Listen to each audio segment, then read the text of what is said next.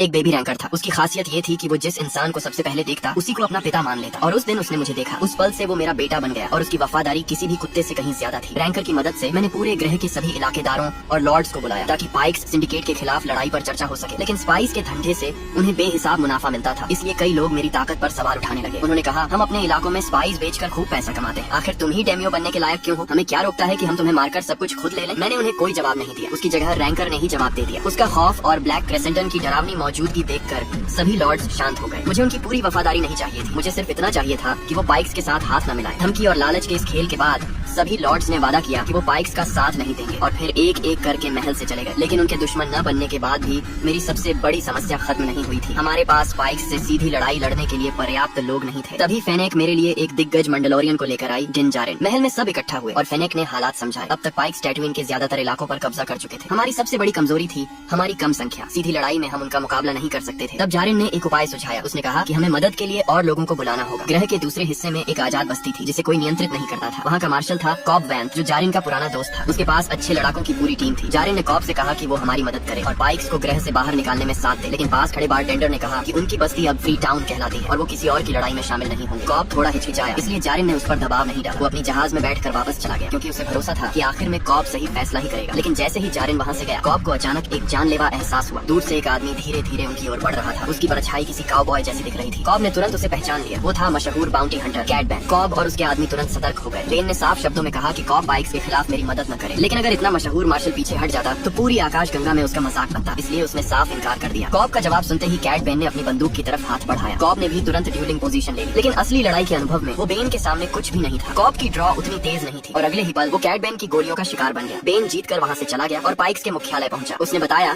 कि सब कुछ योजना के मुताबिक चल रहा है। ये सुनकर पाइक्स ने अपने प्लान का अगला चरण शुरू कर दिया। दो पाइक्स एक होटल में दाखिल हुए। उनके पास बम था। वेट्रेस उनके पास आने ही वाली थी कि दोनों अचानक उठे और जल्दी से बाहर निकल गए, बम वहीं छोड़कर। होटल का मालिक हैरानी से उन्हें जाते हुए देखता रह गया। कुछ ही सेकंड बाद पूरा होटल भयानक धमाके के साथ उड़ गया। इस धमाके के जरिए पाइक्स ने सबको एक संदेश दिया, जो भी मेरे साथ खड़ा होगा उसका यही अंजाम होगा। जब मैं वहाँ पहुंचा तब तक खूबसूरत होटल सिर्फ मलबे में बदल चुका था। उसी समय जारिन भी कॉब के इलाके से वापस लौटा। लेकिन हमें अब तक ये नहीं पता था कि इंसाफ के लिए लड़ते हुए कॉब बैंथ अपनी जान गंवा